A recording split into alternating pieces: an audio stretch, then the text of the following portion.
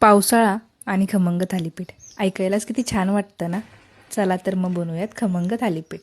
थोडं भाजणीचं पीठ घेतलं, त्यात थोडं आलं, मिरची, लसूण, जिरं यांची पेस्ट घातली. त्यानंतर थोडीशी हळद आणि थोडंसं मीठ घातलं. तुमच्या आवडीनुसार तुम्ही कोणत्याही भाज्या वापरू शकता, पण मी आज फक्त कांदा आणि कोथिंबीर घालून हे खमंग थालीपीठ करते. तर थोडासा कांदा आणि कोथिंबीर घालून हे पीठ चांगलं मळून घेतलं. नंतर एका स्वच्छ कापडावर हे सगळं थालीपीठ थापून घेतलं आणि नंतर तव्यावर हे छान दोन्ही बाजूंनी भाजून घेतलं. हे थालीपीठ तुम्ही दही, ठेचा जसं तुम्हाला आवडेल तसं कशासोबतही खाऊ शकता. तर तुम्ही पण हे बनवा आणि व्हिडिओला लाईक, शेअर आणि फॉलो करायला विसरू नका. थँक्यू.